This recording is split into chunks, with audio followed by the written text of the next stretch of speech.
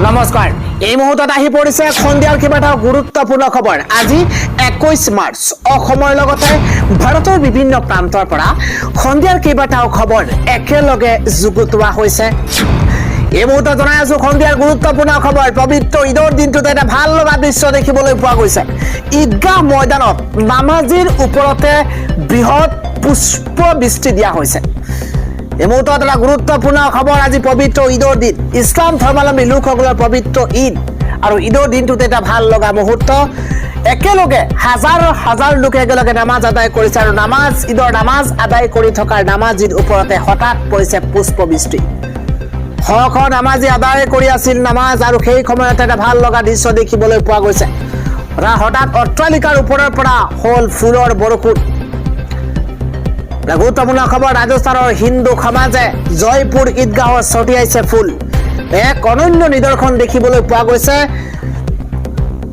ৰাজস্থানৰ হিন্দু সমাজে জয়পুৰ ঈদগাহত ছটিয়াইছে ফুল ৰাজস্থানৰ হিন্দু সমাজে ফুল ছটিয়াইছে আৰু সকলোকে ঈদ মুবাৰক কৈ কৰিছে ফুলৰ বৰষুণ ৰাজস্থানৰ হিন্দু সমাজৰ সম্প্ৰীতিৰ এক অনন্য নিদৰ্শন দেখিবলৈ পোৱা গৈছে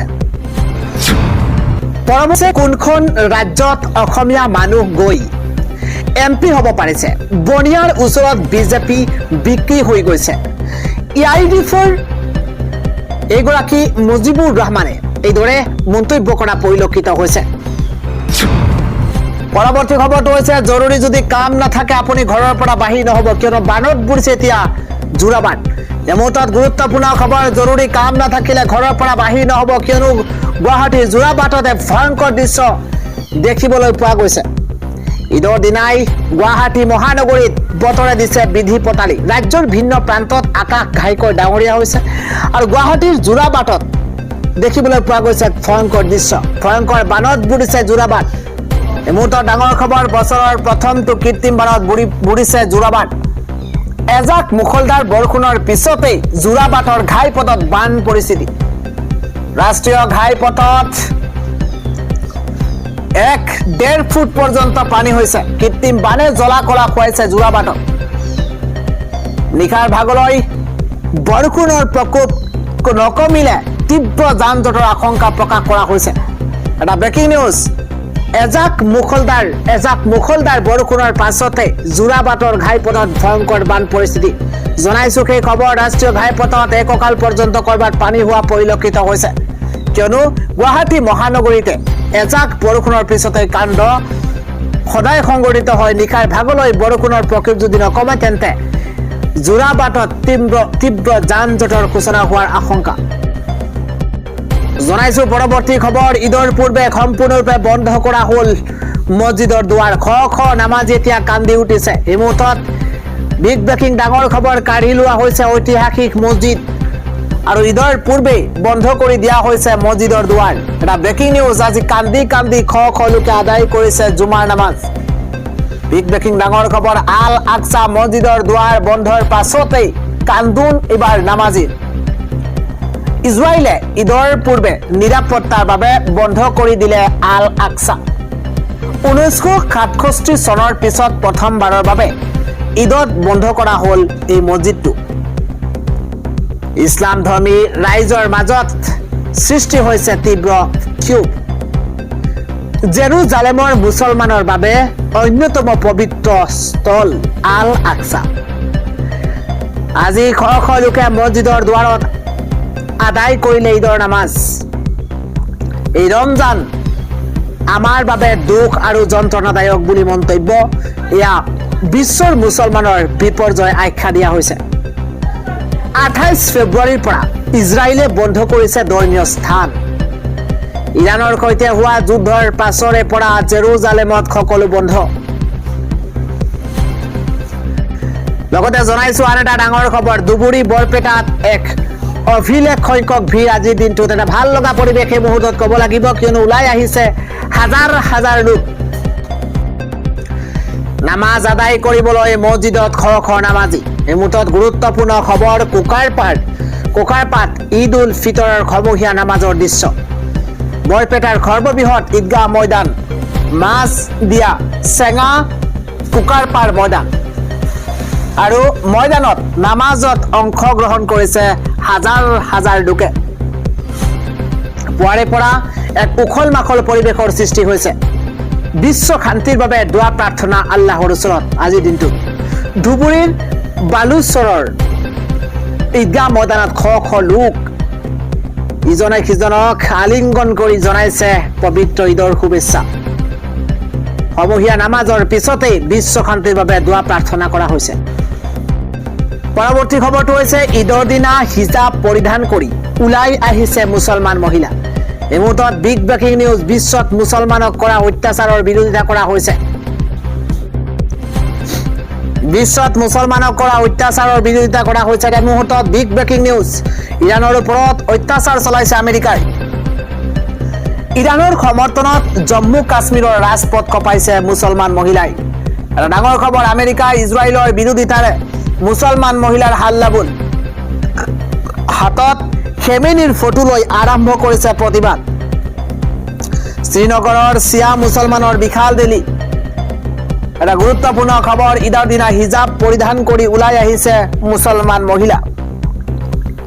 বিশ্বত মুছলমানক কৰা অত্যাচাৰৰ বিৰোধিতা কৰা হৈছে।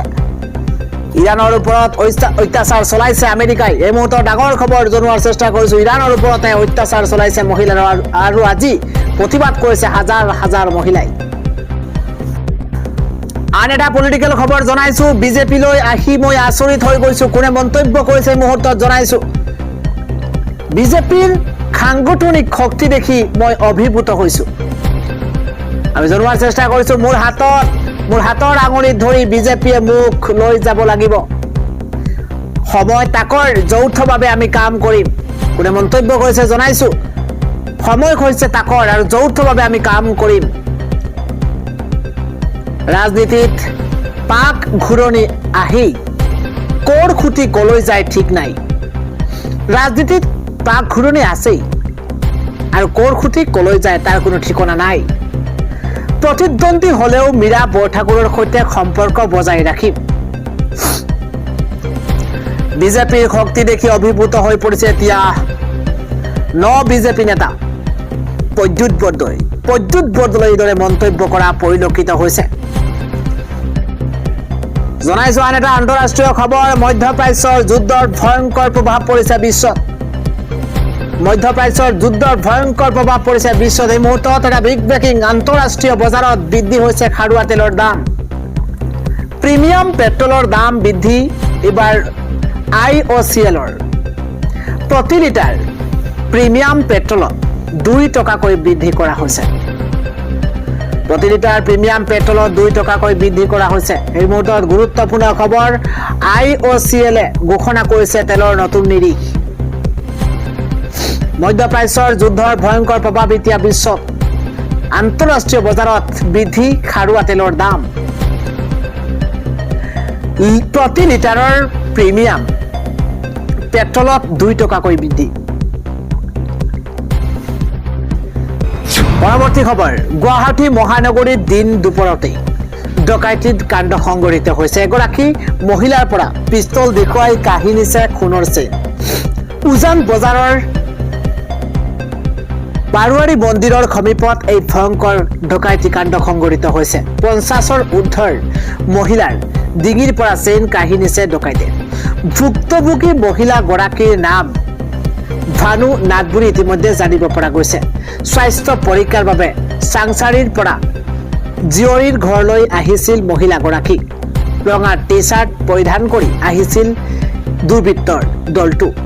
ঘটনা সন্দৰ্ভত লতাশিল আৰক্ষীৰ কাষ চাপিছে ভুক্তভোগী মহিলাগৰাকী।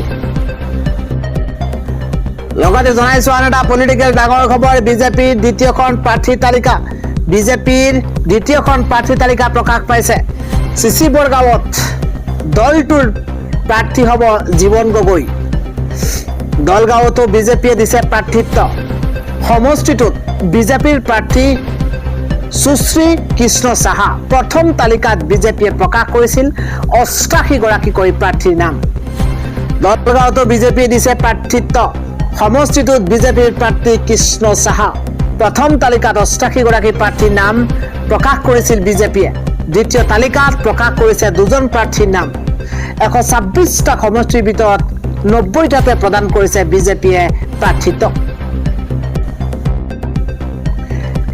জনাইছো পৰৱৰ্তী খবৰ বিজেপিৰ ৱাশ্বিং মেচিনত সোমাইছে এবাৰ বিদ্যুৎ দুৰ্নীতি কেলেংকাৰীৰে জড়িত লোকৰ বাবে এতিয়া ৰাজনীতিৰ শেষ ঠিকনা হৈ পৰিছে বিজেপি শুকুৰবাৰে দলটোৰ ৰাজ্যিক সভাপতি দিলীপ শইকীয়াৰ উপস্থিতিত তেনে আন এজন তথাকথিত যুৱ নেতাই যোগদান কৰিছে একত্ৰিত যুৱ পৰিষদ নামৰ স্বয়ংভূ সংগঠন এটাৰ উপদেষ্টা বিদ্যুৎ কলিতাই বিজেপিত যোগদানৰ পাছতেই সৃষ্টি হৈছে প্ৰতিক্ৰিয়াৰ উল্লেখযোগ্য যে মিৰ্জাৰ এই গৰাকী যুৱক পূৰ্বতে আম আদমি পাৰ্টিৰ সদস্য আছিল ৰাজ্যত সংগঠিত SCRT 105 কোটি টকীয়া কেলেংকাৰীৰে জড়িত আছিল বিদ্যুৎ মুখ্যমন্ত্ৰী তদাৰকী কোষে তেওঁক জেৰাৰ বাবে মাতি সমনো প্ৰেৰণ কৰিছিল আৰু সেই সময়ত গ্ৰেপ্তাৰৰ পৰা হাত সাৰিবলৈ আত্মগোপন পৰ্যন্ত কৰিছিল বিদ্যুতে SCRT কেলেংকাৰীৰে নাম খাঙৰ খোৱা আৰু মুখ্যমন্ত্ৰী তদাৰকী কোষে সমন জাৰি কৰাৰ পাছতে 1 জুন 2023ত আপৰ পৰা তেওঁক নিলম্বিত কৰা হৈছিল পৰৱৰ্তী আন এটা পলিটিকেল খবৰ বিজেপিয়ে কৰিছে এবাৰ বঞ্চিত তেওঁলোক এতিয়া হ'ব নিৰ্দলীয় 2026ৰ নিৰ্বাচনত লৈ আশা পালি থকা বহু ৰাজনৈতিক নেতাৰ আশাত এতিয়া চেঁচা পানী শাসকীয় বিজেপিয়ে এইবাৰ টিকট প্ৰদান নকৰিলে 19 গৰাকী বিধায়কক ইয়াৰ বাদেও বহু সম্ভাৱনা তথা প্ৰভাৱ থকা নেতাৰো টিকট কৰ্তন কৰিছে বিজেপিয়ে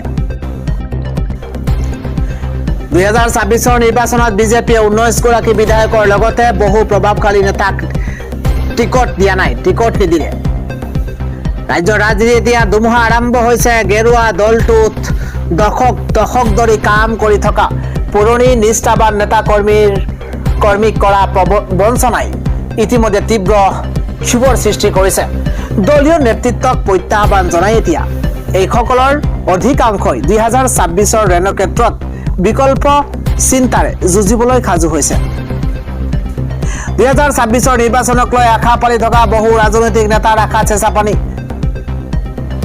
বিজেপিৰ 90জনীয়া তালিকাত স্থান পাইছিল 28 গৰাকী প্ৰাক্তন কংগ্ৰেছীয়ে দলীয় টিকটৰ পৰা বঞ্চিত হোৱাৰ লগতে বিজেপিক লৈ ক্ষোভিত হৈ পৰিছিল বহু পুৰণি বিজেপি নেতা একাংশ টিকট বঞ্চিত নেতাই নিৰ্দলীয়কৈ প্ৰাৰ্থিত্ব আগবঢ়োৱাৰ লগতে বিৰোধী প্ৰাৰ্থীকো সমৰ্থন কৰাৰ হুংকাৰ প্ৰদান কৰিছিল সমষ্টিত বহু দিনৰে পৰা কাম কৰি থকা তথা গণভিত্তি থকা বহু কেইগৰাকী বিজেপি নেতাই নিৰ্দলীয়কৈ প্ৰাৰ্থিত্ব আগবঢ়োৱাৰ কুচকাৱাজ আৰম্ভ কৰিছে নিৰ্দলীয়কৈ প্ৰাৰ্থিত্ব আগবঢ়োৱাৰ বিজেপিৰ এই নেতাৰ তালিকা যথেষ্ট দীঘলীয়া হোৱাৰ সম্ভাৱনা আছে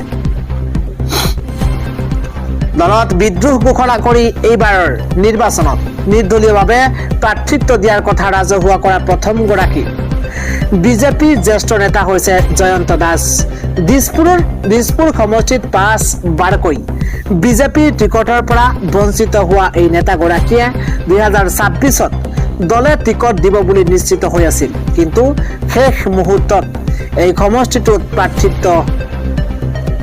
প্ৰাৰ্থিত্ব দিলে বিজেপি প্ৰদ্যুৎ বৰদলৈক দিছপুৰৰ বৰ্তমানৰ বিধায়ক অতুল বৰাই নিৰ্দলীয়কৈ প্ৰাৰ্থিত্ব আগবঢ়াব পাৰে মুখ্যমন্ত্ৰীয়ে ইতিমধ্যে তেওঁক বুজনি দিছে যদিও 22 মাৰ্চত তেওঁৰ স্থিতি স্পষ্ট কৰিব বুলি জনাইছে বৰাই